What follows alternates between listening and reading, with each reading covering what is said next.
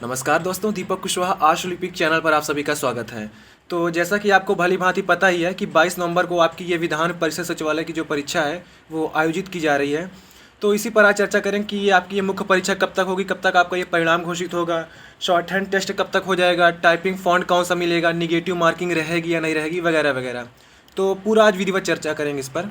तो देखिए, जितने भी पद हैं, अपर निधि सचिव, समीक्षा अधिकारी, सहायक समीक्षा अधिकारी और वृत्त लेखक, इन चारों ही पदों की एक प्रारंभिक परीक्षा होगी। अब ये नहीं कि अपर निधि सचिव के लिए अलग हो, समीक्षा के लिए अलग, सहायक समीक्षा के लिए अलग और ये वृत्त लेखक के लिए अलग, नहीं, सबकी एक ही प्रारंभिक परीक्षा होगी। सबका एक ही पाठ्यक्रम भी है प्रारंभिक परीक्षा का, यानी कि 50 अंक, ये 50 प्रश्न आपका ये सामान्य हिंदी का हो गया और 50 प्रश्न आपका ये सामान्य जागरूकता का हो गया। सामान्य जागरूकता में ये रहेगा, वो देखिए आपकी स्क्रीन पर दिख रहा है कि भारत के इतिहास, भूगोल वगैरह वगैरह और करंट अफेयर रहेगा। इसमें गणित का कहीं कोई जिक्र नहीं है। हाँ, तार्किक ज्ञान, रीजनिंग शायद रहेगी इसमें। और हिंदी में भी आपको ये दिया है कि शुद्ध अशुद्ध, विलोम शब्द, पर्यायवाची, लोकोक्ति, वाक्यांशों के लिए एक शब्द। तो ये सब हो गया। प्रारंभिक परीक्षा में कोई भी गणित नहीं रहेगी, चाहे समीक्षा के लिए हो, चाहे सहायक समीक्षा या वृत्त या अपर निधि सचिव के लिए, किसी के लिए भी नहीं रहेगी। अब थोड़ा एक यहाँ सोचने की बात यह है कि जैसे अगर किसी ने अपर निधि सचिव पद के लिए आवेदन किया है, तो अगर उसकी स्पीड अच्छी खासी है, 60 हैंड में 150 तक की है, तो वो जाहिर सी बात है वृत्त लेखक के लिए भी किया होगा और वो समीक्षा अधिकारी के लिए भी भरा ही होगा, क्योंकि समान स्नातक है तीनों के लिए। वृत्त लेखक के लिए हालांकि इंटर ही है, लेकिन फिर भी भरा होगा सबके लिए। तो अगर मान लीजिए सुबह की पाली में समीक्षा अधिकारी करा लेते हैं, दोपहर की पाली में ये करा लेते हैं अपर निधि सचिव, तो वृत्त लेखक कहाँ गया? या फिर सुबह अपर निधि सचिव करा लें और दोपहर की पाली में वृत्त लेखा करा लें, तो समीक्षा अधिकारी कहाँ गया? अब क्या रतिया कराएं क्या? हाँ, तो पता नहीं, यही नहीं लग रहा है कुछ कैसे कराएंगे। या तो ये हो कि सबका रोल नंबर एक ही OMR पे लिखवाएं ये, क्योंकि सोचने की बात है कि अगर एक लड़का 3-3 पद के लिए आवेदन किया तो तीसरा पेपर कहाँ है? या तो सुबह दोपहर शाम को कराएं। अनूठा रहेगा अब तक कि आज तक ऐसी कभी किसी परीक्षा हुई नहीं है। तो ये तो जब ये आपका प्रवेश पत्र जारी होगा तब पता चलेगा उसमें क्या क्या है। तो आपका ये जो प्रवेश पत्र है ये 15 तारीख तक जारी हो जाएगा, लगभग 15 तारीख तक। अच्छा, मैं आपको जो लगभग में जो तारीखें बताया करूं, तो मैं तारीखें आपको बिल्कुल कंफर्म नहीं बता सकता, क्योंकि मेरे लिए फिर दिक्कत हो सकती है कि मैं कैसे किसी को मतलब सही सही जो अंदर की जानकारी बाहर कर रहा हूँ। लगभग बता देता हूँ, तो आप लोग 2-4 दिन आगे पीछे समझ जाया करिए। दिसंबर में मैंने आपको बताई थी कि परीक्षा हो जाएगी। ये भी कहा था कि नवंबर में भी हो सकती है। नवंबर का जिक्र इसीलिए किया था क्योंकि नवंबर में हो सकती है, और देखिए हो ही गई।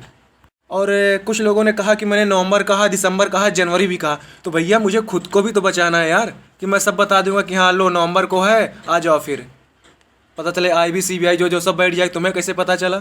तो खुद को भी तो सुरक्षित रखना है। तो इसीलिए जो भी आपको लगभग मैं तारीखें बताया करूँ, तो 2-4 दिन आगे पीछे मान लिया करिए।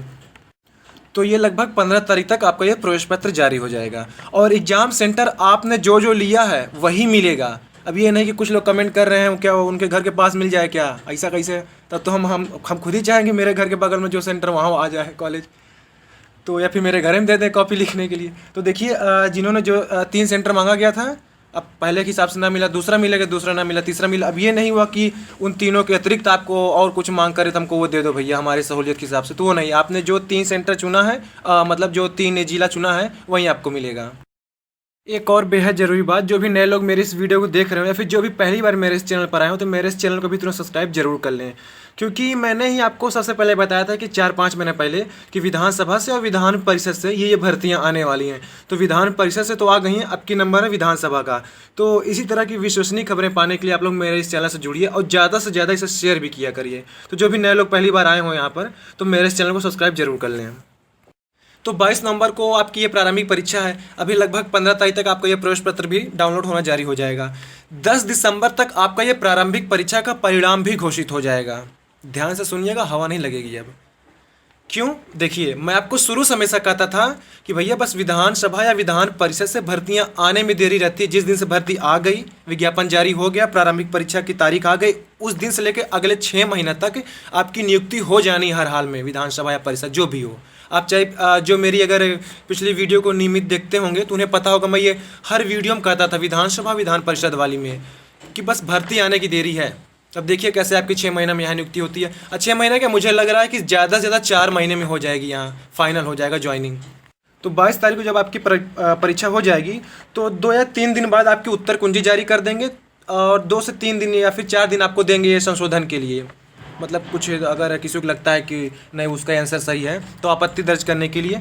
तो कुल मिला के 10 दिसंबर तक आपका ये प्रारंभिक परीक्षा का परिणाम घोषित हो जाएगा और इसी दिसंबर के आखिरी में आपकी ये मुख्य परीक्षा करा ली जाएगी। क्यों, वजह मैं बता रहा हूँ। एपीएस के लिए कुल 23 पदों पर विज्ञापन जारी हुआ है और विज्ञापन में साफ साफ शुद्ध हिंदी में लिखा है कि मुख्य परीक्षा के लिए 13 गुना अभ्यर्थियों को बुलाया जाएगा। एपीएस में 23 पद हैं, 13 से गुणा करेंगे, गणित आपकी तेज है समझिएगा, 299 पद हो रहा है। रिपोर्टर में 9 पद हैं, 13 से गुणा करेंगे 117 हो रहा है। उसी तरीके समीक्षा अधिकारी में कुल 19 पद हैं शायद, तो 247 हो रहे हैं। अब बताइए प्रारंभिक परीक्षा के लिए 3,35,000 आवेदन पड़े हैं। मैं जिस दिन इसकी अंतिम तिथि थी आवेदन की, मैं उसी दिन चेक किया था कि देख लो क्या सीरीज चल रहा है, तो लगभग 3,35,000 फॉर्म पड़े हैं। अब बताइए प्रारंभिक परीक्षा के लिए 20 दिन का समय दिए हैं, 3.5 लाख लोग को बुला रहे हैं, तो क्या मुख्य परीक्षा के लिए 1,000 लोग भी नहीं हो रहे हैं? जोड़ लीजिए आप, 299 उधर हो रहे हैं एपीएस के लिए, 117 रिपोर्टर के लिए और 247 ये, 1,000 भी नहीं हो रहा है। और आपका एआरओ छूट रहा है, उसको भी जोड़ लीजिए। अनुसेवक के पद की बात नहीं कर रहा हूँ, तो उसको आप लोग देख लीजिएगा विज्ञापन में ही, तो जोड़ लीजिए 1,000 लोग भी नहीं हो रहे हैं। तो ये हर हाल में दिसंबर में मुख्य परीक्षा करा लेंगे। अब मुख्य परीक्षा ये फंस रही है कि क्या ये विधान भवन में कराएंगे या फिर बाहर, क्योंकि विधान भवन में भी इनके पास पर्याप्त जगह है, वहाँ करा सकते हैं ये, या सेंटर बाहर दे दो, ठीक है, कोई दिक्कत नहीं। बस आप इतना मान कर चलिए कि आपकी मुख्य परीक्षा दिसंबर में हर हाल में हो जानी है, समय नहीं मिलेगा। मैं आपको शुरू से चिल्लाता आया था कि यहाँ से बस भर्तियाँ आने में देरी है। अब देखिए आ गई, अब देखिए परीक्षा की तारीख आ गई। अब जो एपीएस और रिपोर्टर वाले हैं, मेरा मतलब कि जो वृत्त लेखक के लोग हैं, शॉर्ट हैंड टेस्ट आपका देखिए जनवरी में हो जाएगा। अगर ठंडी ज़्यादा नहीं पड़ी, अगर ज़्यादा हो जाएगा तो फिर शायद टल सकता है, वरना जनवरी में हर हाल में आपका ये शॉर्ट हैंड टेस्ट हो जाएगा। क्योंकि 299 लोग कितने लोग हैं यार एपीएस के लिए, और रिपोर्टर में 117, एक दिन भी नहीं लगेगा कराने में। और समीक्षा अधिकारी के लिए 247 लोग हैं, तो इसके भी अच्छा समीक्षा अधिकारी में टाइपिंग नहीं, सहायक समीक्षा में है, तो उसके लिए भी ऐसे कुछ लोग होंगे, 300 लगभग हो जाएंगे। तो कितना टाइम लगेगा, ज़्यादा 2-3 दिन रख लेंगे। तो जनवरी में आपकी ये क्या कहते हैं एपीएस और ये क्या कहते हैं रिपोर्टर, इसका शॉर्ट हैंड टेस्ट भी हो जाएगा। फरवरी तक या फिर मार्च में आपकी ये अंतिम नियुक्ति, फाइनल समझिए ज्वाइनिंग। अपर निजी सचिव और क्या कहते हैं समीक्षा और सहायक समीक्षा अधिकारी, ये राजपत्रित नहीं है, यहाँ पर सिर्फ वृत्त लेखक यही एक राजपत्रित पद है। अपर निजी सचिव और ये जो समीक्षा, जब आपकी ये पदोन्नति हो जाएगी 5400 ग्रेड पे पहुँचेंगे, अपर निजी सचिव आपका निजी सचिव जाएगा और ये समीक्षा अधिकारी अनुभाग अधिकारी बनेगा, तो वो भी 5400 ग्रेड पे जाएगा, तब आप लोग एक क्या कहते हैं ये राजपत्रित हो जाएंगे। तो अक्टूबर में विज्ञापन, नवंबर में परीक्षा, दिसंबर में मुख्य परीक्षा, जनवरी में शॉर्ट हैंड टेस्ट और फरवरी में फाइनल। जोड़ लीजिए अक्टूबर, नवंबर, दिसंबर, जनवरी, फरवरी, 5 महीना हो रहा है, 4 महीना नहीं, विज्ञापन को मत जोड़िए, ठीक है, उसको छोड़ दीजिए, बाकी 4 महीना हो रहा है, कुल 4 महीने में फाइनल नियुक्ति। अच्छा, अब बात करते हैं ये क्या निगेटिव मार्किंग है या नहीं। तो देखिए निगेटिव माइनस मार्किंग नहीं है, और टाइपिंग फॉन्ट जो आपका है वो कृति देव और ये मंगल दोनों रहेगा। मंगल इसलिए रहेगा क्योंकि मैं ये क्या कहते हैं ये इसका जो लिंक है फॉर्म वाला, मैं उसी को देख रहा था, तो उसमें एक जगह कुछ गलत टाइप हुआ हिंदी में, इंग्लिश भी लिखी हुई है और हिंदी भी लिखी हुई है। तो हिंदी में जैसे ये रहता है मंगल में कि अगर आप कुछ मात्रा नहीं लगाएंगे तो वो बिंदी बिंदी करके आते हैं। मान लीजिए छोटा ऊ की मात्रा लगानी, किसी में कुमार लिखना है तो आप का नहीं लिखे हैं, ऊ लिख दिए, फिर आगे मार लिख दिए हैं, तो वो बिंदी बिंदी लिख के फिर नीचे ऊ लग जाता है। देखिए ऐसा लिखा, तो वो सिर्फ मंगल में ही ऐसा होता है, जहाँ तक मैं सोच रहा हूँ। तो शायद मंगल का भी आपको ये फॉन्ट मिल जाएगा, आप देख लीजिएगा, ये क्या कहते हैं साइट पर भी अभी भी वो है। क्योंकि विधानसभा में तो आपको ये कृति और ये मंगल दोनों देते हैं, तो यहाँ भी देंगे ही देंगे हर हाल में। मुख्य परीक्षा का जो पाठ्यक्रम है वो आपकी स्क्रीन पर है। सिलेबस देखिए आप लोग अच्छे से समझ लीजिए, क्योंकि बहुत लोग परेशान है कि सिलेबस क्या है। अब बताइए आप लोगों ने आप एक अधिकारी बनने जा रहे हैं विधानसभा सचिवालय में, रुआब से रहेंगे और आपको सिलेबस नहीं पता है, तो एक बार देख लीजिए, अभी भी समय है, सिलेबस देख लीजिए, आसान सा सरल सा है बिल्कुल मुख्य परीक्षा के लिए। अच्छा, मुख्य परीक्षा में ये चीज़ लिखी है कि वस्तुनिष्ठ प्रकार की लिखित परीक्षा होगी। अब मैं ये सोच रहा था कि यार सामान्य जागरूकता में फिर सामान्य ज्ञान में क्या लिखित कराएंगे, तो शायद ऐसा कर दें कि सामान्य ज्ञान वाला जो भाग है उसको वस्तुनिष्ठ लिखे ना, तो उसको शायद वो बहुविकल्पी कर दें, और जो हिंदी वाला भाग है वो आपका लिखित कर दें, जैसे आपका लोक सेवा आयोग कराता था अपर निजी सचिव की, जब तो सुबह की पाली में वो बहुविकल्पी कराता था सामान्य ज्ञान वाली परीक्षा, और दोपहर के पाली में जो हिंदी वाला रहता वो लिखित। तो शायद ये भी ऐसा ही करें, क्योंकि यार अब पूछेगा बाबर का जन्म कहाँ था, अब हम टिक मारे या लिखे कि कहाँ हुआ था, तो समय बड़ा लग रहा है ना, और उतना समय भी तो नहीं दिए हैं ये मुख्य परीक्षा के लिए, देखिए समय कितना दिया हुआ है। तो शायद यही होगा कि जो आपका सामान्य ज्ञान वाला भाग है वो बहुविकल्पी रहेगा और हिंदी वाला वो भले लिखित रहेगा। अब जैसा होगा मुख्य परीक्षा के लिए होने दीजिए आवेदन, तो वो स्पष्ट हो जाएगा कि क्या है कैसा है। अभी तो बस हम लोग बस कयास ही लगा सकते हैं।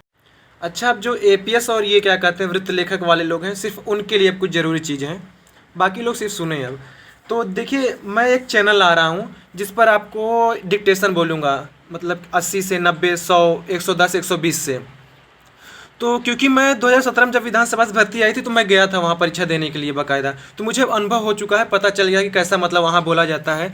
तो मैं आपको क्या कहते हैं, ये जब तक आप वीडियो देख रहे होंगे तो शायद तब तक चैनल में बना भी दिया हूँगा, और उस पर एक 80 शब्द प्रति मिनट की गति से एक डिक्टेशन भी अपलोड कर दूंगा। तो आप लोग उस चैनल को भी सब्सक्राइब जरूर कर लीजिएगा, क्योंकि परीक्षा देखिए बहुत जल्दी हो रही, समय नहीं मिलेगा, और मैं चाहता हूँ कि आपको कहीं भागना ना पड़े।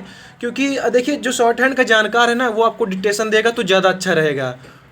मैं भी इसी चीज़ से जुड़ा हुआ, और वर्तमान में मेरी स्पीड लगभग 145 या 150 है शॉर्ट हैंड में। हाँ, तो मैंने एपीएस और रिपोर्टर दोनों के लिए आवेदन किया है। तो मैं आपको जो चीज़ बताऊंगा बिल्कुल सही से बताऊंगा, तो आप लोग उस चैनल से भी जुड़ जाइएगा। चैनल का नाम है एपीएस दीपक कुशवाहा, आपकी स्क्रीन पर देखिए नाम दे रहा है, बिल्कुल ऐसे ही गूगल पर यूट्यूब पर टाइप करिएगा।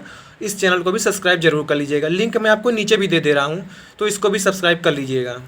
और इसका लोगो आप ध्यान दीजिएगा कि जो दीपक कुशवाहा आशुलिपिक वाला चैनल है, इस पर भी विधानसभा की विधान भवन का जो लोगो बना हुआ है, और एपीएस दीपक कुशवाहा इस पर भी आपका ये विधान भवन का लोगो रहेगा।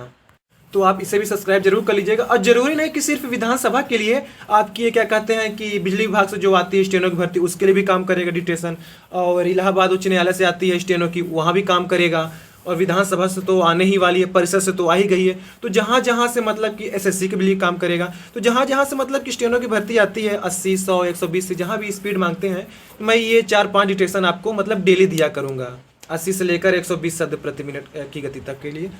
तो एक दिन में लगभग 5-6 डिक्टेशन, 5-6 कर रहा हूँ, 3-4 तो अपलोड ही कर दिया करूँगा, क्योंकि कितना जा रहा है। तो आप लोग अच्छे से लिखिएगा, और मैं आपको ये भी बताऊँगा कि कैसे अपनी स्पीड को बढ़ा सकते हैं। क्योंकि मैं भी पहले सिर्फ 100 से लिखता था, सिर्फ एक महीना में मैं 140 तक से लिखने लगा हूँ।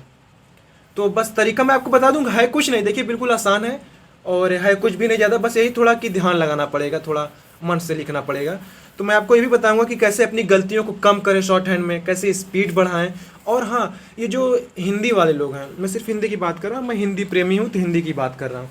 आप लोग देखिए, अखबार पढ़ा करिए, अखबार पढ़ा करिए, और क्या कहते हैं, जहाँ ये आपकी हिंदी की कोई पत्रिका ले लीजिए, कोई पत्रिका या फिर घर में कुछ भी होगा, उसको देखिए हिंदी अपनी पढ़ते रहिए। क्योंकि हम लोग जो आम बोलचाल भाषा में जो हिंदी बोलते हैं, ठीक है चल जाता है, टूटी फूटी गलत सलत चल जाता है। अगर आप एपीएस बनने जा रहे हैं, रिपोर्टर बनने जा रहे हैं, तो आपकी हिंदी ही सब कुछ है, उसी से तो आप नौकरी पा रहे हैं। गलत लिखेंगे तो नहीं होगा, जिसका भैया ज़्यादा सही होगा वो सिलेक्शन पाएगा। और एपीएस और रिपोर्टर की यही खासियत है विधानसभा में कि जिसकी ना के बराबर गलती रहेगी वही यहाँ चयन पाएगा। इतना समझ ले, जिसकी मुश्किल से 1, 2 या 3 गलतियाँ, 20 गलतियाँ कुल माफ़ है। अब ये नहीं कि 19 गलती तक करके आते हैं चलो हो जाएगा, 20 माफ़ ही है, तो ये चीज़ नहीं। जिसकी कम से कम 2 या 3 गलती होगी वही समझ लीजिए वहाँ चयन पाएगा। तो इसीलिए आप लोग अपनी हिंदी अच्छे से बना के लिखिए, अच्छे से उसको समझिए, और हिंदी पढ़िए। क्योंकि लिखने में ये होता है कि कुछ भी लिखते चले जाते हैं, जब तक आप पढ़ेंगे नहीं तो देखेंगे नहीं कहाँ बिंदी लगी, कहाँ कॉमा लगा, इसी का महत्व है। क्योंकि हिंदी बोलने में तो एक ही धारा बोली जा रही है, मैं देखिए बक कर रहा हूँ। अब जगह अगर इसी को कॉपी में लिखना हुआ तो कॉमा लगेगा, बिंदी लगेगी, हलंत लगेगा, तो कई चीज़ें रहती है कि इन्वर्टेड कॉमा भी लिखना है, ये आपकी समझ पर है। तो यही सब चीज़ें हैं, थोड़ा मतलब बारीकियां हैं, जो बिल्कुल बारीकी से अगर शॉर्ट हैंड सीखा ना तो समझ लीजिए फिर राज करेगा वो। हिंदी शॉर्ट हैंड की बात मैं कर रहा हूँ। तो आप एपीएस बनने जा रहे हैं, अपनी हिंदी को मतलब बहुत अच्छी कर लीजिए। तो आप लोग ये मेरा चैनल जो एपीएस दीपक कुशवाहा, इसे भी ज़रूर सब्सक्राइब कर लीजिएगा। डिक्टेशन आपको मैं हमेशा दिया करूँगा इसमें। तो ठीक है, आज बस यही बताना था। और ये जो आरआरबी से जो स्टेनो की भर्ती आई थी उसका सिलेबस मैं आज ही करने वाला था, लेकिन ये हुआ कि पहले ये विधान परिषद वाली बात बता दूं। तो वो आरआरबी स्टेनो वाले का जो सिलेबस है बाकायदा मैं आपको 2-3 दिन बाद दे दूंगा, तो आप उसको देख लीजिए। क्योंकि सिलेबस देखिए थोड़ा हटके है, आसान सिलेबस लेकिन थोड़ा हटके है, उसको समझना पड़ेगा। और मैं 2-3 दिन बाद उसको आपको दे दूँगा, आप लोग देख लीजिएगा। तो पूरी वीडियो देखने के लिए धन्यवाद। जय बजरंगबली।